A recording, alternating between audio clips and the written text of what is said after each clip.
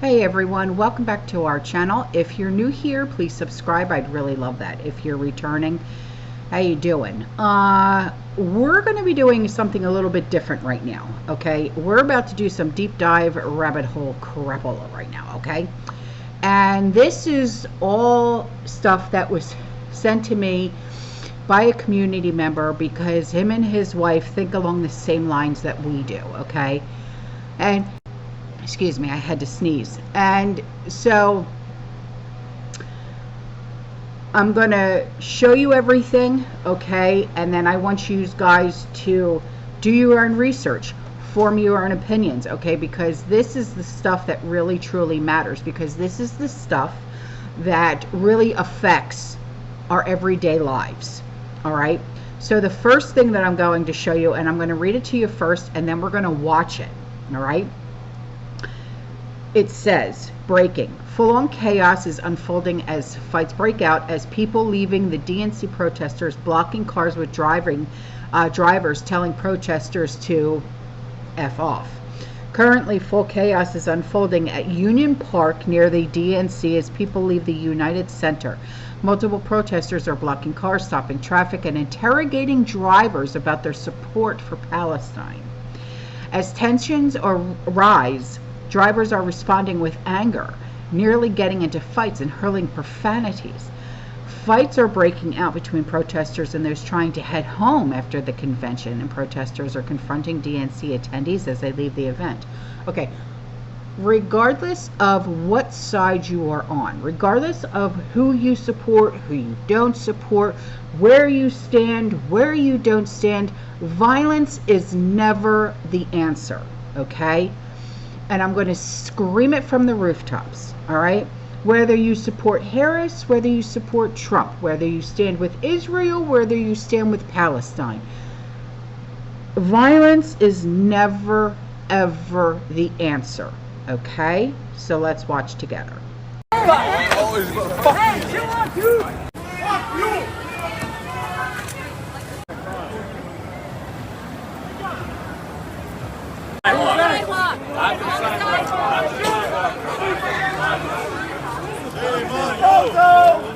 Burning alive! The world is burning alive! Your paycheck will not save you! Your paycheck will not save you! Fuck my fuck away from my car. I'm gonna show you right now. You're be first place. Get the fuck. I don't give a fuck. Get the fuck away from my car. Hey, get out of the way! What purpose? I don't give a fuck. I don't give a fuck. That's not my problem. You think we all don't have problems? Get the fuck out of here. You too. Yeah, you too. Fuck you. Yes, sir, you kept going. What did you expect them to do? What did you expect them to do? Blocking traffic.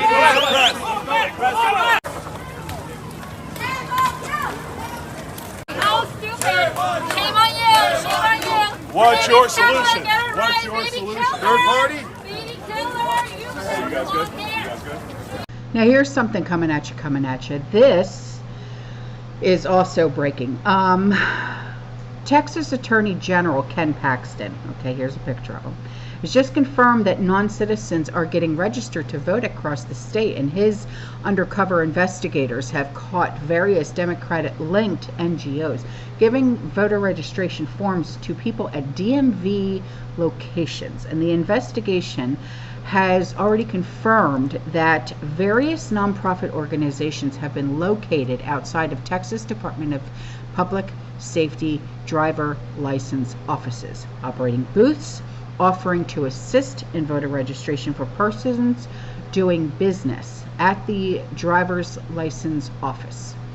But all citizens have already been presented an opportunity to register to vote as part of the process of renewing or being issued an identification card or driver's license. So there is obviously no need to assist citizens to register to vote, because outside DPS buildings calling into question the motives of the nonprofit groups. The undercover operations have been conducted throughout major metropolitan areas of Texas and are ongoing. AG Paxton has also launched an investigation into the findings. I expect arrests, charges, and imprisonment, he said. Ooh, jeez. Okay, so here is something else for you, okay? You remember the president of El Salvador, okay? His name is Nayib Bukele, and he is exposing Americans' fraudulent tax system, and he's done this many times.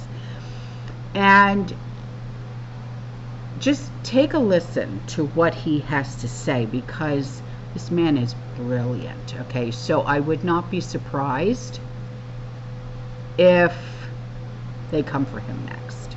They always tell me that the problem is high taxes, but they're wrong. Of course, high taxes are extremely high here in the United States. I give you that. The real problem is not the high taxes themselves, but the fact that they are not even really funding the government.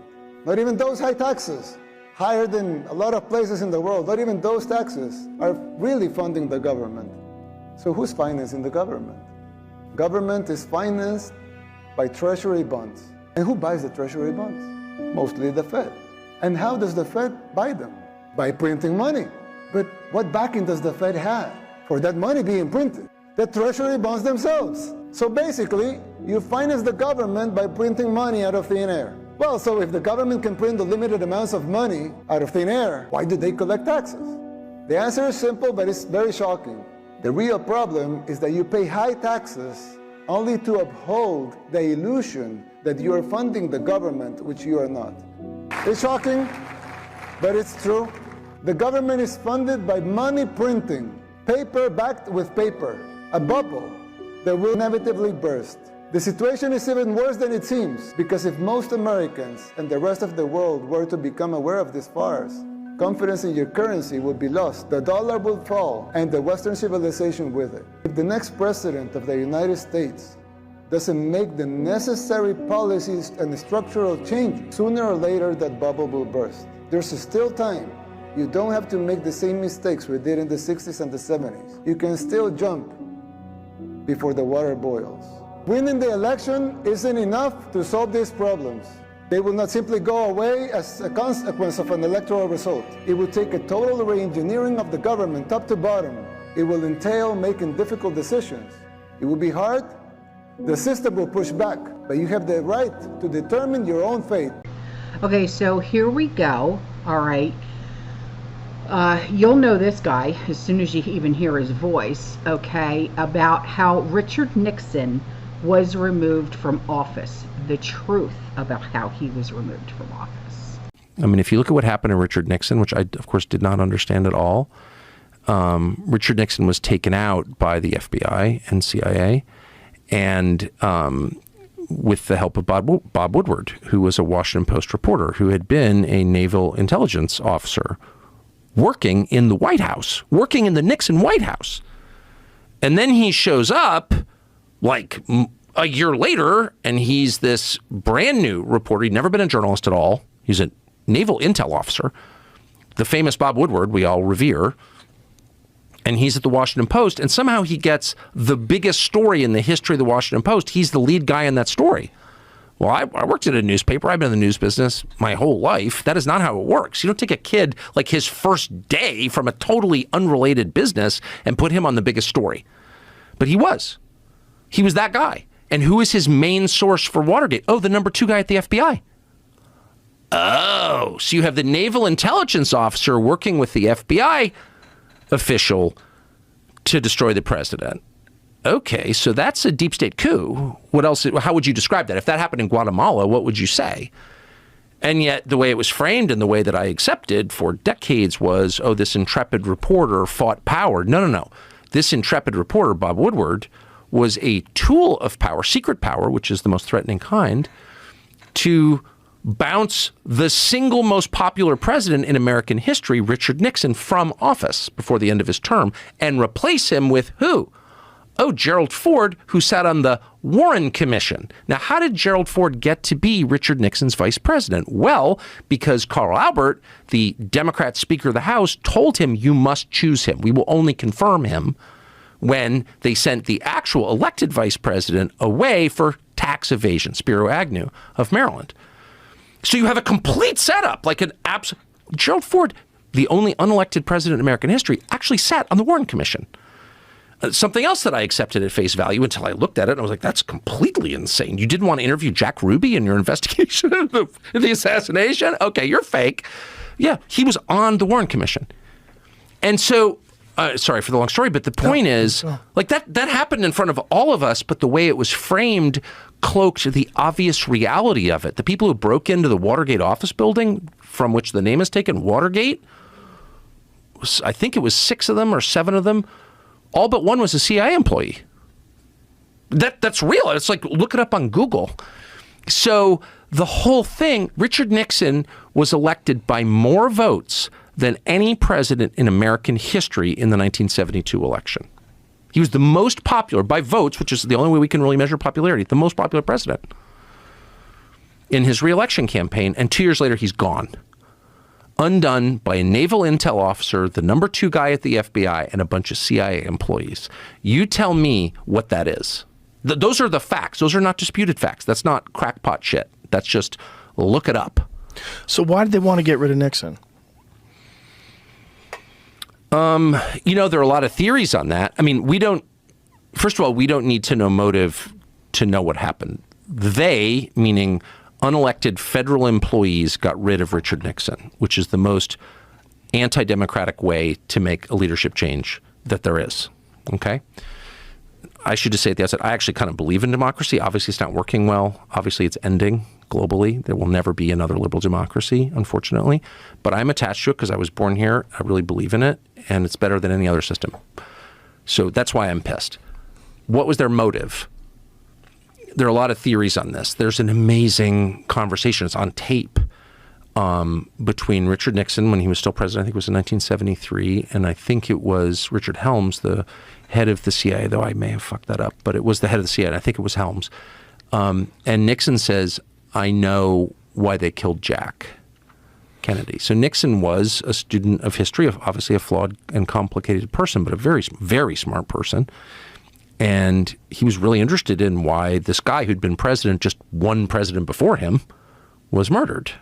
And he didn't think it was a lone gunman who was mysteriously assassinated 2 days later by another lone gunman. Like, it's so obviously bullshit. And he knew that. And he said to the CIA director, who, and you can listen to the tape, it's on the internet, is totally silent on this question. So I think there was the impression, I don't think I know, that Nixon understood that the bureaucracy was really in control of the country. It wasn't elected officials. And that's a massive threat because it's true. So, and there may have been other reasons too that I'm not privy to. Look, and by the way, I didn't even know any of this, despite having moved to Washington in high school and been around this stuff a lot. I didn't know any of that. And I know Bob Woodward personally. So I didn't, and I know Carl Bernstein personally. I even worked for Carl Bernstein briefly. So I knew some of the actual players in this, but I didn't connect the obvious dots because they weren't framed that way. That's the point I'm making. It's the way that you frame things. You can have all the information available on Wikipedia, which is also controlled by the intel agencies, but there's still information on there. The information can be out there in the public domain. It's a matter of seeing it for what it is, right? Yeah. So Nixon said that he knew why they killed JFK. Mm-hmm. Did he elaborate? Nope. And it's worth listening to. It's a very weird conversation. It takes place in the Oval Office, which famously had tape recording devices in it. Obviously, this became a big feature during the Watergate hearings. But yes, that conversation, and I may be mangling it slightly, but it's on the internet and absolutely worth listening to. And the CIA director has this kind of sinister silence. So like if I'm the president and you're the CIA director and I say I know why the guy who was just president 10 years ago was killed, the obvious answer would be like, well, why? Right. I mean, what? You know why he was killed? You've got insight into the assassination of the U.S. president? He doesn't say anything. Just like a very weird response. Like, what? Just got to throw that out there? Like, if you say to me, we're taking a leak here at the next urinal, and you're like, I figured out the secret to life. And I'm like, huh, okay. That's like not a good response, right? Okay, so here's something else, all right, that I think you guys would say, just a coincidence? I think not, all right? So we might be witnessing the CIA taking over this crazy AI tech company, or these might all just be crazy coincidences. You tell me. Last night, some freak water spout tornado sank this luxury yacht off the coast of Sicily. And on board was Mike Lynch, who's been called the Bill Gates of the UK. We'll get to him in just a second. But also on board was Jonathan Bloomer, the international chair of Morgan Stanley, one of the biggest banks in the world. He was apparently really good friends with Mike Lynch. And Mike Lynch just beat like this multi-year super big fraud trial that he got extradited to the US for. He had a 0.5% chance of acquittal, and he got it. And there's a whole other mysterious death related to the exact same company and trial that we'll get to in just a second. But Mike Lynch founded this company called Autonomy that he sold to HP for a bunch of money. Like $11.7 billion worth of money. But then immediately HP had to write off $8.8 billion of that value, and they claimed that Mike was fudging the books and overvaluing the company in a big way, and they accused him of fraud. This was all the way back in 2011, and first he beat it in the UK courts, and then they extradited him to the US, or they charged him in the US, and it went on for years in the US. And then he was throwing a victory party with all of his lawyers and his buddies in the chair of Morgan Stanley. And then that boat they were having their party on like weeks after this trial got hit by this crazy freak waterspout. But first, what Autonomy does is super interesting. It operates what's called an intelligent data operating layer, which allows for search and processing of text taken from both structured data and unstructured human information, including email and mobile data, whether it originates from databases, or audio, video, text files, or streams. They call it meaning-based computing. So if I'm reading that right, that means that this is an AI surveillance software that can process video and live streams and audio and analyze it and surveil it. Obviously, just for the greater good, just for like running ads, just totally harmless technology. Can't imagine who would be interested in that technology. So on June 6th of this year, they were found not guilty on all charges. And then his co-defendant, Chamberlain, who of this company, he got struck by a car while he was out running and died. I presume he wasn't going to be on this boat trip, so he just happened to get hit by a car. And since he had left the main company, Autonomy, in 2012, he'd been working at their like subsidiary spinoff, this cybersecurity firm called Darktrace. That's ominous. What's that all about?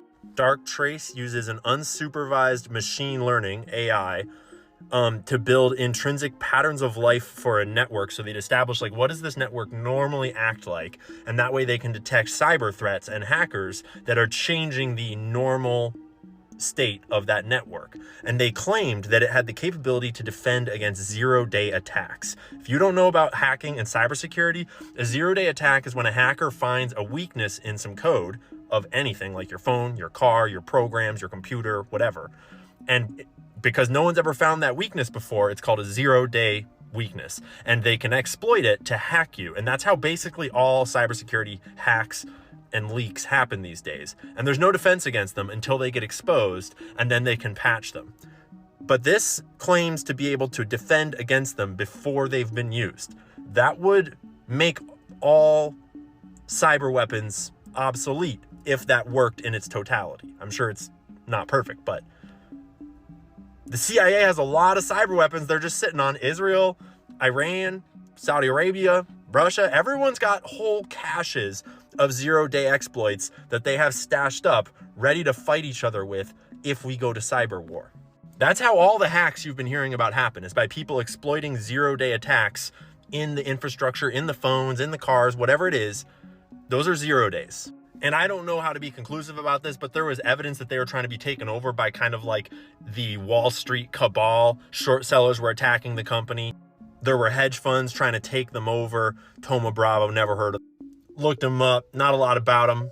But in my cursory search, I did find that they were responsible for funding part of FTX and got accused of being a part of that whole shit show. I have long suspected that FTX had ties to intelligence and was not what it seemed, but I don't know. So anyways, once they get rid of the dark trace guy with the car, allegedly, I don't know, I'm just making shit up at this point, but he dies in a car crash. And then a random tornado water spout sinks this luxury yacht, but it's not like they were out in rough waters. They were anchored about a half mile from the port of Porticello, and there was other boats all around them.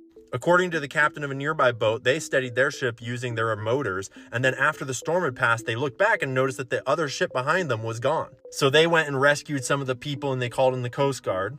Crew members are out speculating about how this fucking yacht went down off of the coast after it had just crossed the frickin' Atlantic all over some crazy choppy seas. Doesn't really make sense. 15 people were rescued. Most of them were the yacht's crew. Almost all of the yacht's crew were rescued, except for, I think, the chef, maybe. And the other, 15, 17 people were all the important people that did not make it. And, genuine tragedy. The dude and his daughter are not found. His wife is in hospital right now, and she is dealing with the fact that she'll probably never see her family again. Genuine condolences to the people that lost loved ones here. And to be clear, I don't know if this is a conspiracy or not. It's just weird, super weird. And it fits a playbook of high power tech startups and companies that develop some piece of really important software, and intelligence agencies want that shit and they'll go to any lengths to get it. If you don't know about the Promise software, look up the Promise software. That connects to Epstein. That connects to the octopus murders documentaries on Netflix. This is not the first time this would have happened, if that's what happened. Shout out to my boy Welp for bringing this to my attention. Those game stoppers are like bloodhounds in the financial world, and they got their nose on the trail. So obviously the story's still developing. They're still searching the water. The wreckage is deep enough. It's going to take them a few days to figure out what's in the boat at the bottom, what's going on. I don't know. All I know is that if you think that only God can make weather and water spouts and tornadoes happen, you might want to look up HARP, maybe with a Tor browser or something, if you care about your internet data footprint. I don't know. I'm going to keep my eyes peeled. You guys tell me if you got any leads, because this is kind of wild. And I don't know what to make of it. All right, now here's something for you. Mike Lynch, his yacht was sinking, was quite the coincidence. Now remember, his company played a key role in investigating a certain attack some 23 years ago.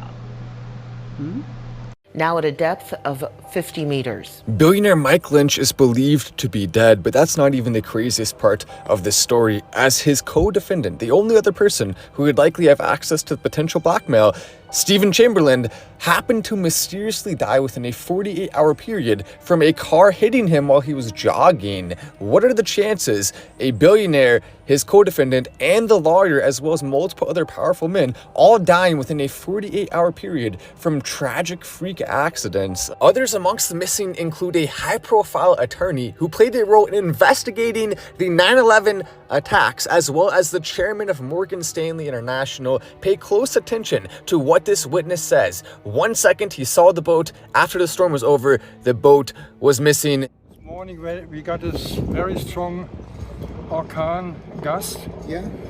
And we had to start the engine to keep the ship in an anchor position, and we watched the ship behind us, not to touch them. Yeah. We managed to keep the ship in position, and after the storm was over, we noticed that the ship behind us was gone. He describes a strange hurricane-like storm seemingly coming out of nowhere, swallowing up this boat. Then all of a sudden, it's gone, it's missing, there's people still in the water. Why doesn't he circle back and try to help them? How long did they have to wait? So many unanswered questions here, as it gets even stranger though, because of the 22 people on board, 15 of them are believed to have survived. That's a staggering rate of survival for such a strange and unexpected incident. So just happened to be that the individuals who these powerful people likely would have wanted dead are the ones who died, and everyone else survived, with a couple exceptions of close family members to those individuals. The fraud charges themselves stem from a 2011 transaction where Mike Lynch sold his company to Hewlett Packard for approximately $8 billion. Now, in that, they allege that he inflated a lot of the numbers to artificially get more money for his company. That was a 13-year legal battle. A lot of big things were involved in it, a lot of moving pieces. He was looking at a lot of jail time, could have potentially had his entire net worth stripped from him, a lot of extreme consequences for what he did, and yet all of a sudden, out of nowhere, this was a few months ago, by the way, all the charges just dropped like nothing. You're free to go. 13 years of an extreme legal battle, then nothing a few months ago. Now that is of course very suspicious, because it almost looks like they were able to get blackmail on these individuals who were pressing the charges. Multiple people had access to blackmail, it looks like, and all of them, all three of them potentially, ended up losing their lives within a 48-hour period. Surely it's just a coincidence. There's no way they have this access to these powerful weapons, and yet here we are looking at this once again, a very strange coincidence, just like what happened with Epstein, where all the cameras happened to be off. This time it's a fraud case. It's people likely having extreme blackmail on these powerful individuals, and then all of a sudden they're missing, they're dead. And here we are, left once again with the pieces trying to put together. Well, I'll promise you this, I'm going to continue to investigate this until we get to the bottom of it. We have to take down these people before it's too late, but I need your support immediately. I'm Matt Wallace, and I'll see you in the next video. Now, here's something that was sent in, and it says, for immediate release, August 21st, 2024, Attorney General Ken Paxton launches investigation into reports that organizations must be illegally registered non-citizens to vote. It says, let's see, investigators from Texas Attorney General's Election Integrity Unit recently conducted undercover operations to identify potential voter registration of non-citizens in Texas. The investigation has already confirmed that various nonprofit organizations have been located outside the Texas Department of Public Safety driver's license offices, operating booths offering to assist in voter registration for persons doing business at the driver's license office. But all citizens have already been presented an opportunity to register to vote as part of the process of renewing or being issued an identification card or driver's license. So there is no obvious need to assist citizens to register to vote outside DPS offices, calling into question the motives of the nonprofit groups. Texans are deeply troubled by the possibility that organizations purporting to assist with voter registration are illegally registering non-citizens to vote in our elections. If eligible citizens can legally register to vote when conducting their businesses at a DPS office, why would they need a second opportunity to register with a booth outside? My office is investigating every credible report we receive regarding potential criminal activity that could compromise the integrity of our elections. The Biden-Harris administration has intentionally flooded our country with illegal aliens. Without proper safeguards, foreign nationals can illegally influence elections at local, state, and national level. It's a crime to vote or to register to vote if you are not a United States citizen. Any wrongdoing will be punished to the fullest extent of the law, said Attorney General Paxton. It is a crime in Texas to lie about your citizenship when you register to vote or to help someone else to do so. You could be sentenced up to 180 days in a state jail and pay a $10,000 fine. It is a crime to vote in Texas if you are not a U.S. citizen, a Texas resident, or to help someone to vote who is not. You could be sentenced up to 20 years in prison and pay a $10,000 fine. The undercover operation have been conducted throughout major metropolitan areas of Texas and are ongoing. Okay, so here's something coming at you, and I was asked, do you believe in coincidences? So ask yourself, with all that's going on, do you really believe in coincidences? That's a very hard question. It all depends. Yeah. What? So what is this as big as it sounds? I think it potentially is. I mean, it's very early days. So basically, they've discovered that if they use the same technology that they use for COVID, and they use some mRNA, which is a messenger part of DNA, they take your particular cancer, they biopsy it, they take some of the protein on your cancer, and they put it back into your cells. Now, how many people have you treated so far? Well, we've had 10,009 clinical trials in humans so far. And how many are cancer-free? 10,009. So you have actually cured cancer? Yes, yes. Yes, we have.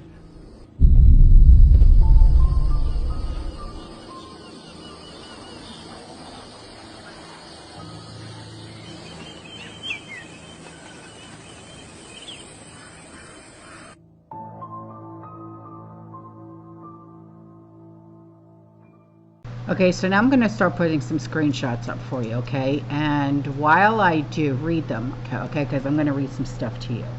So this email came in, and it says, when I tell someone I told you so, I'd like to have proof. Of course. Who doesn't? So he goes on to say, so here's my proof that I told others. Over a year ago, I said you should see a Trump Kennedy ticket. I have been saying the same thing. Okay, that has been the hot debate in this household. Okay, even my husband will tell you that that's what I've been saying all along. Okay, he said you can take that to mean a few different things. I wasn't exactly sure if it was VP selection, but I did know it was a strong connection of the sort. You see, having an uncle that worked at NASA has it as a there you go. Has its advantages. Project looking glass much? As Forrest Gump would say, that's all I got to say about that. Shush.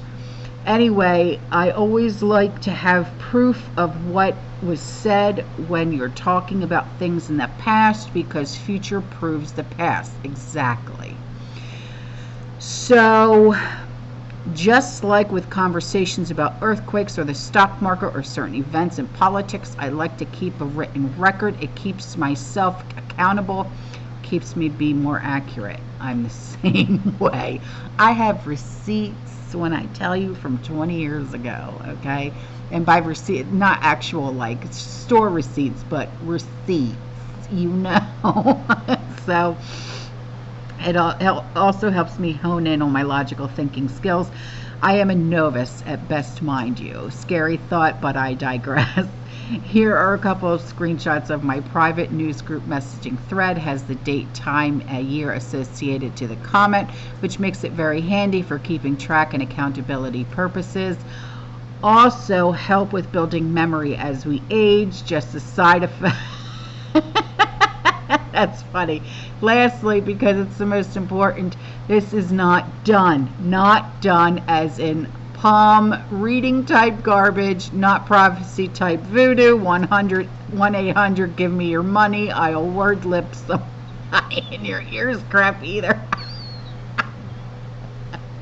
That's so funny. God does get all the glory. I just pray to have foresight, discernment, and visual understanding, ability to put the pieces of the puzzle together, strength to do the research, understanding of the research, dependent on the Holy Spirit for guidance, and a whole host of other positive requests, not demands, that our Father is willing to let me understand. Absolutely.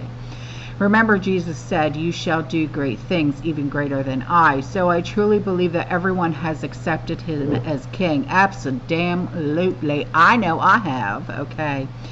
Can do the same. Just pray for that skill. Even if you are not good at it, you will become closer to him in your daily walk. As an Indian feather kind, we wake up with our Creator and stay with him until we fall asleep, so we can be with him in the dream life. That's love it, love it, love it, love it. And here's one more for you. JFK endorses Trump and the Fed cuts rates. Right. Don't worry, should be another rate cut before the ballot cut. I mean, vote count. Stop it, stop it, stop it. Yeah. All right, guys, I hope you enjoyed this video. I will see you guys in the next one.